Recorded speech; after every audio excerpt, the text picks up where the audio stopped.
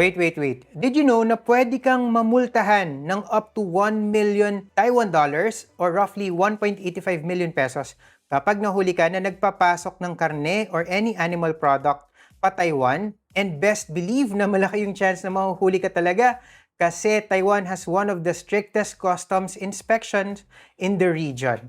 Noong 2024, may isang Indonesian national na na-fine ng 200,000 NTD just because may dala siyang chicken and pork rice meal. In another case naman, isang traveler from Hong Kong ang na-stop for carrying 2 sushi rolls and na-fine din siya ng 200,000 NTD even after appeal. I think 200,000 usually kapag first offense mo, pero yung mga repeat offenders can be fined for up to 1 million NTD. Ang Taiwan kasi has really strict biosecurity laws designed to prevent the introduction of foreign animal diseases, most notably foot and mouth disease and African swine fever. Yung mga sakit kasi na to pose a catastrophic risk sa livestock industry ng Taiwan, which is worth billions of dollars annually. The government does not take chances pagdating sa usaping ito. So yes, all kinds of meat products are not allowed to be brought into Taiwan. Kasama na dyan yung in-flight meal ng airline. Kahit sabihin nyo, sinerve naman to sa aeroplano, hindi pa rin siya pwede. Basta may meat and kahit yung mga vacuum pack na meat products. So ano pa ba yung mga bawal? Bawal ang fresh, dried, cooked, or cured meat products of any kind. Mapa pork man yan, beef, poultry, game meats, ganyan. Bawal ang sausages, hot dogs, cured meats, ham, bacon, jerky. Bawal din yung mga soups, broths, or stews na merong animal products. Bawal din ang itlog, fresh dairy products, and certain processed dairy items. And any food product na merong undeclared meat content. Actually, pagdating mo pa lang sa airport, paglapag ng flight nyo, marami kayong makikitang warning signs about this. And kapag ang sinakyan nyo ay kunyari, China Air or Eva Air, meron din silang warnings dun sa screen. And in a number of occasions, meron din akong nakitang mga signs na specifically against Jollibee Chicken Joy. Yun. And siguro maraming Pinoy siguro nag-a-attempt magpasok. Pero as in nakalagay, no Jollibee Chicken Joy. Tapos may ganon, yung X, ganyan. And on our most recent trip, yung travelers na nasa harap namin, na-stop din sila kasi meron silang dalang donuts. And hindi ko alam kung pinayagan ba sila or hindi, pero basta pinatigil sila, chinek yung donuts nila, tinanong din sila kung ano yung filling or ano yung laman ng mga donuts. Pero hindi ko na alam kung ano nangyari sa kanila, napapasok ba sila or hindi. Pero basta if you're unsure whether a food item is allowed, wag mo na lang dalhin. Kung, di ba, when in doubt, wag dalhin. Isa lang ito sa mga costly mistakes na pwedeng mangyari sa'yo kapag magta-travel ka sa Taiwan and hindi ka nagpe-pay attention. And in this video, mag-share kami sa inyo ng marami pa.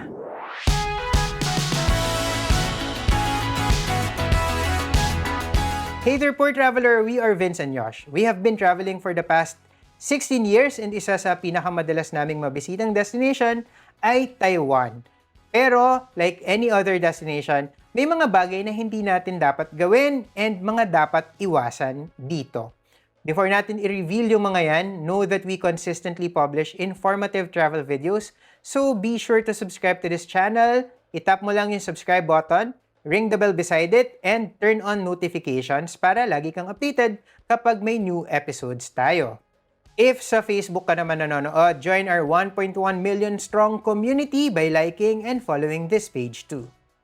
Okay, let's go back to the topic. Mistake number 2, bringing vapes or electronic cigarettes.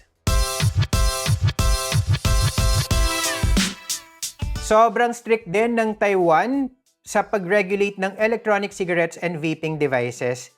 Isa sila sa pinaka-strict in Asia and travelers are regularly caught off guard. As of 2023, the sale, manufacture, import, and advertising of e-cigarettes and heated tobacco products is prohibited under Taiwan's Tobacco Hazards Prevention Act. Yung ban na to applies to all vaping devices regardless of whether they contain nicotine or not. Kasama na dyan yung mga disposable vapes, pod systems, vape pens, and even refillable mods. Lahat yan covered and lahat yan ay hindi pwede. Customs officers have the discretion to confiscate vaping devices. But more critically, kapag nahuli ka na gumagamit ng vape, pwede kang ma-fine ng up to 10,000 Taiwan dollars. Recently, meron akong nakita na Taiwan Facebook group, tapos may nagtatanong about it kung meron bang nakapag-vape sa Taiwan and merong mga sumagot na oo, nakapagpasok sila, nakapag-vape sila, and most of the time naman daw, wala naman daw pa kayo yung mga tao. Pero kahit ganun guys, wag na natin silang gawin kasi hindi mo naman masasabi Paano kung matsyempohan ka na may dumaan na sobrang strict, 'di ba? Or matapat ka sa strict na nag-i-inspect at mahuli ka, edi masaslap ka ng $10,000 na fine, up to $10,000. So, 'di ba, pag bawal, wag na lang natin gawin. Kahit na merong ibang mga tao na successfully nagawa nila, it doesn't mean na tularan natin sila. Kasi kapag ka natsyempohan kayo, mahuli kayo, masakit sa bulsa, 'di ba? Mas pagsisisihan nyo 'yon. Yung mga conventional cigarettes naman, legal naman sila sa Taiwan, pero bringing it in is regulated. Travelers ages 20 and above are only allowed 1 carton of cigarettes or 200 sticks or 25 sticks of cigars. When exceeding the duty-free allowance, kailangan mong dumaan dun sa red lane, yun yung merong mga ide-declare na items for customs inspection and clearance.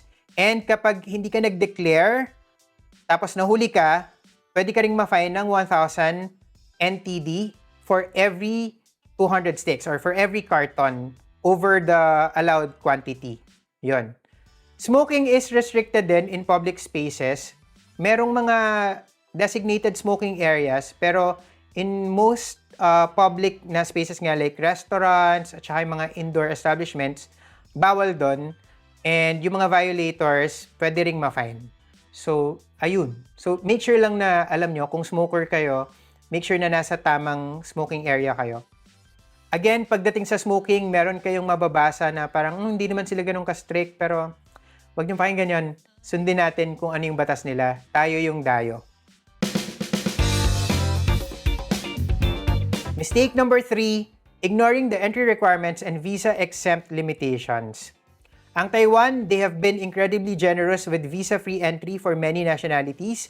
Pero syempre, yung generosity na yan, may limits and parameters yan. Taiwan offers visa-free entry to citizens of over 60 countries. And yung length of the permitted stay ay iba-iba depende sa nationality. Yung mga US citizens and yung mga taga-EU, Canada, Australia, Japan, South Korea, and most Western countries, they can stay for up to 90 days na walang visa. For citizens of several Southeast Asian nations, iba-iba yung limit, typically between 14 and 30 days. Pero for us, Philippine passport holders, yung visa-free allowance ay 14 days lang. Hindi 30, hindi 90. 14 days lang. If gusto mo magstay ng mas mahaba sa 14 days, you must obtain a visitor visa from a Taiwan representative office before you travel. And another thing, although tayo mga Pinoy can stay for up to 14 days, visa-free, meron pa ring mga requirements na kailangan mong i-prepare. Una, return or onward ticket. It's one of the conditions sa visa-exempt entry and madalas, hinahanap din ito sa immigration sa Pilipinas. Pangalawa, sufficient funds. Requirement din ito. Hindi nila dinadefine kung magkano ang considered na sufficient.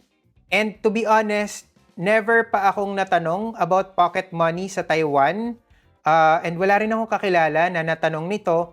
Pero dahil nandun ito sa website ng embassy and tagged ito as a requirement, mag-prepare na lang din tayo. Kasi meron din akong mga nabasa na accounts dati online na inask daw nila magkano yung dala nilang pera. And yun, so yung pwede kong ma-advise is ganito, just make sure na yung funds nyo is enough to cover yung length of stay nyo sa island. So, kunyari, ang plano nyo is sagad na 14 days yung stay nyo sa Taiwan, tapos yung dala nyo is 1,000 NTD lang. So, parang wala naman siyang sense. So, wag ganon. And pangatlo, proof of accommodation. Pwede itong hotel booking or contact information ng kakilala mo sa Taiwan. Pwede ka rin magpakita ng arrangements ng tour ninyo in case hingan ka. If wala ka pang hotel sa Taiwan, tamang-tama kasi you can get up to 6,000 pesos off kapag nag-book ka with Agoda. Just visit thepoortraveler.net/agoda para automatically ma-save na yung discount na to sa account ninyo. Or kung mas gusto mong gumamit ng app, you can use our promo code AGODATPT.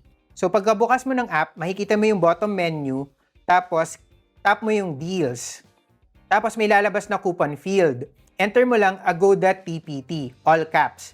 Tapos after mo makapili ng hotel and room, kapag checkout na, i-enter mo lang ulit yung AGODATPT para ma-apply yung code. So, 2 beses mo siyang kailangang i-enter. Una, to save it sa deals tab, and pangalawa, kapag mag-checkout ka na para ma-apply mo na yung discount. It will give you 8 to 10% off, maximum of 100 USD, or kapag kinonvert mo, based on current exchange rate, 6,000 pesos. Yan, maximum. Ang laking discount niyan, lalo if you're booking multiple nights or kung group kayo. You can use it for up to 5 times and it will be saved sa account niyo for 30 days. If hindi nyo magamit within 30 days, okay lang. All you need to do kapag gusto nyong maka-discount ulit is to enter it again dun sa deals tab nung app. Isama nyo na rin i-save ang EATPT which will give you 5% off capped at 10 USD naman or around 600 pesos para sa Agoda activities. Kasama na dyan yung tours, passes, mga theme parks, attraction tickets, ganyan. Save nyo to Agoda TPT for hotels and AATPT for activities. Anyway, going back to the video. So yung tatlong binanggit ko na nakalista as requirement, return ticket, sufficient funds, and proof of accommodations. To be honest, more often than not, hindi naman yan hinihingi or chine-check. But just because na madalas ay hindi naman siya ina-ask, doesn't mean na hindi mo na siya ipe-prepare kasi baka matapat ka sa meticulous na immigration officer. And kasi listed siya as a requirement so i-prepare natin siya, di ba? Just in case na hingin sa atin, at least ready tayo. Kung hindi, edi hindi, okay lang. Kung hingin, at least wala tayong problema kasi prepared tayo.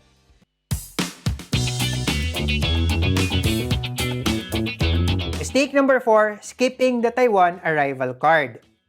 Itong Taiwan arrival card ay mandatory na online form for all incoming international visitors na magki-clear ng immigration sa kahit saang Taiwan port.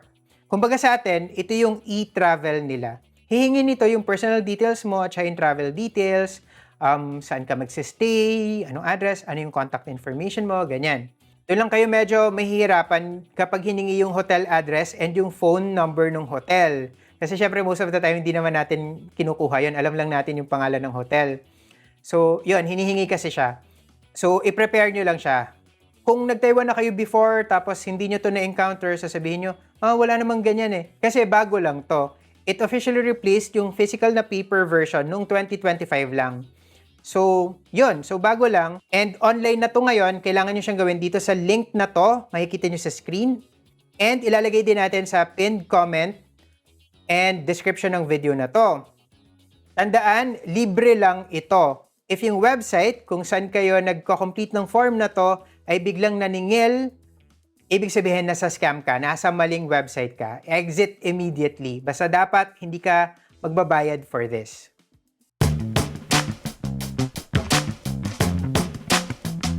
Mistake number 5, ignoring safety signs.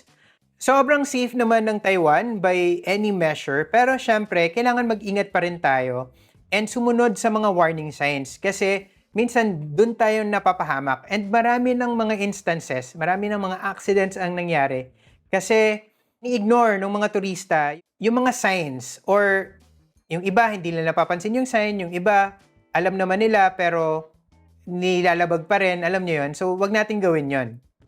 In recent years, may mga accidents na nangyari involving tourists. Yung isa, ito, nag-viral to, alam natin to, may isang Pinay na nahagip nung tren dun sa rail tracks sa may Shifen Old Street. Tapos meron ding isang incident sa Alishan naman na nahagip din siya ng tren. So, maging aware tayo sa surroundings natin and i-follow natin yung mga signs. If death or injury doesn't deter you, then baka multa kasi papa-fine ka rin kapag nangyari sa inyo yan pwede rin kayong pagmultahan ng Taiwanese government. But aside from train tracks, you should also be extra careful kapag nag-hike. Kunyari, sa Taroko Gorge, in particular, meron ng mga naging accidents dyan involving tourists na nagsistray off designated paths or pumapasok sa mga rockfall zones. So, if mag-hike kayo, make sure na you have the proper equipment, especially kapag malamig. Dapat properly dress tayo, di ba, na may jacket tayo, meron tayong thermal, ganyan. At the end of the day, basic situational awareness goes a long way in Taiwan. Okay, before we continue, it's time for our Tipiters of the Week!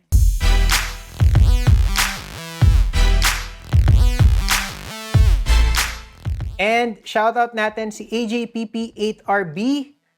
Kinoment niya to sa Bali itinerary video natin. Sabi niya, "This is so nice. TPT will always be my go-to Spotify and YouTube channel to check whenever I want to travel to a certain country." Thank you AJ. Ang next Tipiter of the Week natin is si Maribel Tan, 6586. Sabi niya, ito yung talagang informative travel vlog. Hindi lang sasabihin kung ano yung dapat puntahan, pati na rin kung paano ito mapupuntahan. Salamat. You're welcome and salamat din sa iyo, Maribel Tan. Yun naman talaga yung gusto natin gawin dito sa channel natin. Gusto nating maging as informative as possible. And shoutout din kay It's Me Flash 3798. Kinoment niya naman to sa Taipei travel guide natin. Sabi niya, sobrang comprehensive nung video. Maraming salamat din sa iyo sa panonood ng mga travel guides natin at yung mga Taiwan videos natin. Shoutout na rin sa mga nag-comment sa previous Taipei video natin at It's Me Flash Q3798, at Jeffersonism, at Jang Neri, at Chichi Buita 3721, at Haze 0928, at Gary Babes, at Leilani Cardano 8896, at Pia Aldo, at Rafael John Chua 3269, at Shea. Si Shea lagi nagko-comment, hi. At Genevieve 8379, at Ambivert Wallflower, at Mansanas 0825, and at Shane Rosell. Si Shane Rosell din lagi nagko-comment. Maraming salamat sa inyo. Marami sa kanila, sakto daw yung pag-publish natin ng Taipei Travel Guide kasi may upcoming Taipei trip sila. So enjoy your trip and yun, stay safe sa inyo. Pero wait, may isa pa tayong Tipiter comment na babasahin. Ay, dalawa pa pala. Ito naman kay Mark. Sabi niya, please do more videos about Taiwan. I love your videos. Super detailed. And si at Hailris, sabi niya, sobrang bet ko yung Aichung. So guys, itong Aichung, it's a miswa place sa Ximanding, sa Taipei. Sabi niya, di ako kumakain ng lamang loob, pero dyan, napakain ako kasi wala siyang aftertaste. Yan ang breakfast ko for 7 days straight. Ayun, masarap din nga naman talaga and mura kasi siya. Tamang-tama kasi isa sa mga susunod na videos natin ay where to eat cheap in Taipei and mas i-discuss natin yung Aichung na miswa na yan and iba pang mga affordable food spots sa Taipei. So, if hindi pa kayo nakasubscribe, please subscribe to this channel para hindi nyo ma-miss yan. Okay, let's go back to the video! Mistake number 6, failing to account for Taiwan's weather. Yung weather sa Taiwan is one of the most important pero frequently underestimated factors kapag nagpaplano ng trip. Di ba, kapitbahay lang naman natin yung Taiwan. So medyo similar naman yung weather patterns natin. Meron din silang typhoon season. Pero may mga pagkakaiba din. Yung Taiwan, it experiences subtropical weather sa north, tapos tropical naman sa south. And basically, yung breakdown kasi per season is ganito. So, spring is March to May. It's mild and pleasant. Minsan umuulan, pero generally, okay ito na time to explore. So, it's good for hiking and outdoor sightseeing. Summer naman is from June to August. Ito, kailangan yung malaman, it's hot, humid, and maulan din. So, hindi ito yung pinaka-ideal na time to visit kasi temperatures can exceed 35 degrees Celsius. And yung mga outdoor activities, medyo hindi siya ideal talaga. Mainit, malagkit, alam niyo yun. And yun nga, typhoon season din siya. So, hindi ko siya marirecommend na season to visit yung summer talaga nila. Autumn naman is from September to November. Ito medyo nagsa-start ng mag-cool down yung temperature. Pero, yung October, medyo minsan may bagyo pa rin minsan dyan. Pero in general, okay ito. Okay na time to visit. Pero yung isa pang favorite time ko to visit is winter, December to February, kasi malamig and mahilig tayo sa malamig. So yun, summary natin, if you're visiting in summer, hindi nyo talaga mamumove or yan na talaga yung pagpunta nyo, schedule nyo lang yung major outdoor attractions ninyo in the morning, before 10 a.m. para manageable pa yung init. Kasi pag noon na, 12 to 4 p.m., yung temperature and yung humidity, medyo mahirap na siya. It's very punishing na. If your trip falls between June and October, be aware na typhoon season yan. Hindi naman ibig sabihin yan na your trip will be ruined. What we're saying is just to be flexible pagdating sa itinerary. And yun actually yung pinakamagandang advice be flexible. Kasi hindi naman everyday bumabagyo, hindi naman everyday umuulan, di ba? So, mahirap masabi. Ang sinasabi lang natin is to be flexible pagdating sa itinerary. So, alam niyo yan, huwag kayong masyadong mag-schedule ng activities na hindi nyo kayang i-reschedule. Kasi what if meron kayong outdoor activity, ganyan, tapos biglang umulan. Bayad nyo na, tapos non-refundable. Anong gagawin natin? 'Di ba? So, make sure na hindi kayo ganun ka-committed sa mga activities nyo, lalo na kapag outdoor, kapag ka-summer kayo pupunta, and typhoon season. And add some time allowance for anything in case na mag-decide kayo to stay longer at an attraction kasi umulan bigla, so hindi kayo maka-move around, di ba? So, yung ganong klaseng flexibility, dapat ganun kayo kapag bibisita kayo ng June to October. So, kung yun na talaga, nakabook na kayo, hindi natin sinasabi na huwag kayong tumuloy pa rin kayo, pero yun nga lang, parang manage your expectations and be flexible. Yun. Mistake number 7, talking loudly on public transportation. Yung mga train, MRT, and bus sa Taiwan are quiet spaces. And yung mga locals doon, hindi sila maingay. Hindi sila nag-iingay kapag nasa sasakyan. Nagbabasa sila, nagche-check ng phone, nakikinig ng music sa earphones, or nagpapahinga. So yung mga loud conversation at yung mga phone calls, hindi yan generally acceptable and considered rude yan. Yun. And ang wag nyo gagawin is magpatugtog ng malakas or manood ng video na malakas. Yun. Kasi 'di ba dito sa atin, normal na maingay Sa 'di ba sa MRT, madalas nag-uusap yung mga tao sa bus, may music na malakas or may video na nagpe-play or nagkukwentuhan yung mga pasahero, normal kasi sa atin 'yun. Pero sa ibang bansa talaga, sa Taiwan, sa Japan, 'di ba? Hindi yan conventional, hindi yan customary. So, dapat alam natin yun. Kasi, di ba madalas din kami mag-Taiwan. Madalas din kami nakaka-encounter ng mga maiingay sa tren, ganyan. And madalas Pinoy nga. Oo, madalas Pinoy din. Kasi nga, yung kultura natin iba. Naalala ko nga dati, may nag-viral na photo, tapos nakalagay, may sign, pero yung sign na parang, keep quiet, translated siya sa Tagalog. So, di ba, alam na kung sino yung target nung sign na yon. I mean, tayo kasi mga Pinoy, mas loud kasi tayo, very expressive, and these are beautiful qualities. Pero, hindi lang talaga match sa kultura sa ibang bansa. And syempre, tayo yung dayo, so we need to respect yung, kung ano yung culture dun sa bansa na binibisita natin. Mistake number 8, relying on only one mode of transportation. Yung public transportation sa Taiwan is one of the best in Asia. Very punctual yung mga tren, di ba? Even mga buses, malinis, affordable, and very extensive. Di ba? Sobrang lawak nung coverage. Pero, ako rin minsan guilty ako sa ganito na parang nag-over-rely ako sa one mode of transportation lang. Like, kunwari, itong tren lang yung ginagawa ko. Tapos, hindi ko na chine-check yung ibang modes of transpo. So, kunyari, di ba, sanay ka na mag-tren, tapos may isang attraction ka na gustong puntahan, pero malayo siya sa train station, maglalakad ka. Parang ako minsan, lalakarin ko na nga lang siya. Kahit na, actually, kapag chinek ko yung bus, merong option na may bus journey na mas malapit kang dadalhin dun sa pupuntahan mo. Pero parang hindi ko na nagagawa kasi naka-fixate na ako na tren, parang ganon. So, yun. So, i-check lang natin kasi minsan yung bus, mas convenient siya na option. Minsan naman, may mga attractions na malayo sa train station, malayo din siya sa bus stop. So, minsan, ang best way is mag-Uber, di ba? And kung group naman kayo, hindi na masama yon. Kung wala na kayong ibang choice, di ba? Kaya hindi nyo puntahan. Kung gusto nyo talagang puntahan, di ba? Tapos, ito pa. Kasi kami, pag nasa Taiwan kami, most of the time talaga, dini-DIY namin yung mga tours namin. Pumupunta kami sa mga attractions na nagpa-public transportation talaga kami. Pero kasi, merong mga attractions or destinations na mahirap i-DIY or marating by public transportation ng sunod-sunod.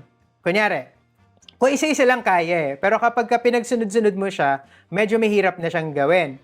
Example, yung classic na Northern Taiwan day trip itinerary, di ba? Yung Yellow Geo Park, Jufen Old Street, Shifen Old Street, Shifen Falls, ganyan. Or minsan, sinasamahan pa yan ng Hotong Cat Village. Kung isa-isa mo lang sila pupuntahan, kaya siya. Pero kung papagsunod-sunurin mo siya, mahirap siyang gawin. Kasi hindi naman ganun ka-frequent yung mga buses or train papunta sa mga attractions na yon. And minsan, hindi sila directly connected. Minsan, kailangan mong mag-connect elsewhere. Kapag ganon, mas maganda na i-tour mo na lang siya. Less hassle and very convenient. Kasi syempre, kapag naka-tour ka, dadali nila kayo directly from one stop, diba? Yellow Geo Park, tapos Jufen, tapos Shifen. Diba? Dire-diretso na lang siya. And speaking of Shifen, kunyari, yung Shifen Falls, isa yan sa pinaka-okay na waterfall sa Taiwan. Pwede mo siyang marating by public transportation. Pwede kung pwede. Pero, ang layo kasi niya from the nearest train station or bus station. Ang layo na lalakarin mo. Papunta pa lang sa start ng trail ha. Pagdating mo dun sa start ng, yung entrance dun sa Shifen Falls na area, malayong lakad pa yun papunta sa actual waterfall. So, medyo nakakapagod siya. Ito yung one of the cases na it really makes sense na i-tour mo na lang siya. Kasi yung mga tour buses, pwede kanyang i-drop dun sa start na nung trail, sa may entrance na. So, pag naka-tour ka, mas madali siya kaysa ipa-public transportation mo. So, yun. Marami pang ibang examples. Yan lang yung naiisip ko right now na top of my head, ganyan. So, yun. So, ang point is, huwag tayo ma-fixate sa one mode of transportation lang. Minsan, may mga destinations na okay i-train. Merong iba na hindi siya okay i-train, mas okay i-bus. Pero meron namang iba na hindi siya okay i-public transportation at all. Mas convenient kung itutour na lang natin siya. Ayun.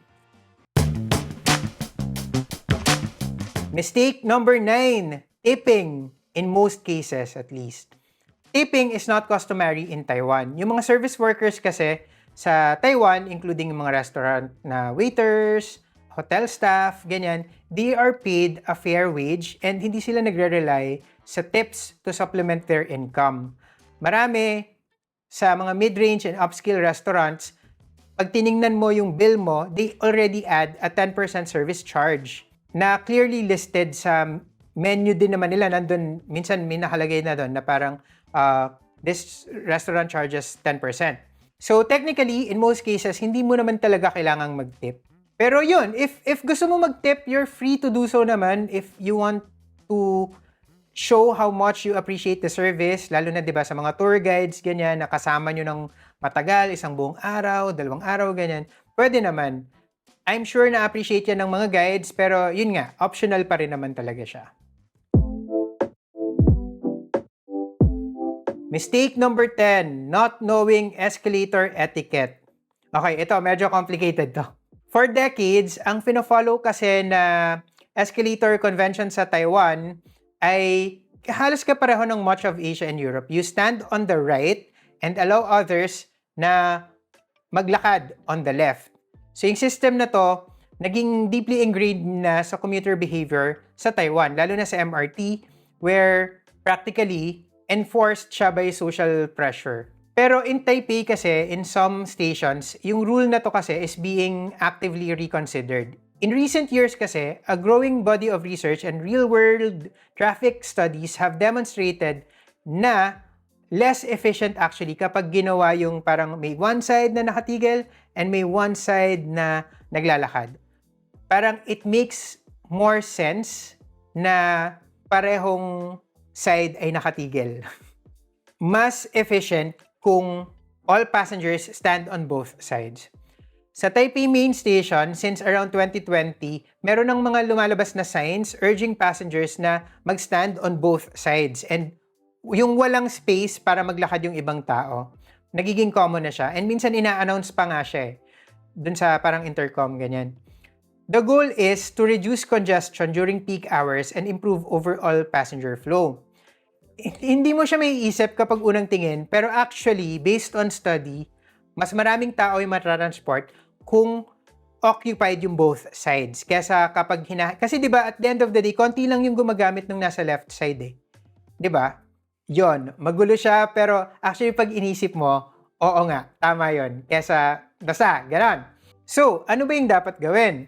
As a visitor, yung safest approach is to observe yung paligid mo and tingnan ano ba yung ginagawa ng iba. Tapos follow their lead na lang. If yung sa station kung nasan ka, merong mga prominent signs na encouraging na i-occupy yung both sides of the escalator, na tumayo kayo sa both sides, ganyan. Gawin mo yon kasi yun yung nasa sign eh. Pero if dun sa escalator na kinakatayuan nyo, clearly merong space para sa mga gustong maglakad na nagmamadali, edi yun, tumayo ka na lang sa right side kung lahat ng tao nasa right side and meron talagang space. So gano'n na lang, follow na lang natin kung ano yung sinusunod ng mga tao in the moment. Ayun, yun yung 10 common Taiwan mistakes na ideally, ma-avoid ninyo next time na mag-travel kayo. Ang Taiwan naman, it rewards curious, respectful, and well-prepared travelers. And yung mga tips naman na share namin sa inyo sa video na to, madali lang naman silang sundin, di ba? Example, check visa terms. Madali lang yan. Declare your food items honestly or wag magdala ng may karne. Madali lang naman yan, 'di ba? Check the weather and wag magpi-picture-picture masyado, selfie-selfie malapit sa train tracks. Hindi naman siya mahirap sundin. So, ayun. Gaya ng na-mention ko kanina, sa susunod na video natin, we'll share with you our favorite food spots in Taipei. Kasama na dyan yung mga night market finds and iba pang mga budget-friendly na kainan. If ayaw mong ma-miss yan and hindi ka pa nakasubscribe dito sa channel natin, alam niyo na yung dapat gawin. Subscribe, tap niyo lang yung subscribe button, ring the bell beside it, and i-turn on nyo yung notifications para hindi nyo ma-miss yung future uploads natin. Don't forget to use our promo codes kasi we get credited for every booking and it helps us create more travel videos. And remember, plan smart, travel safe, and make every trip worth it!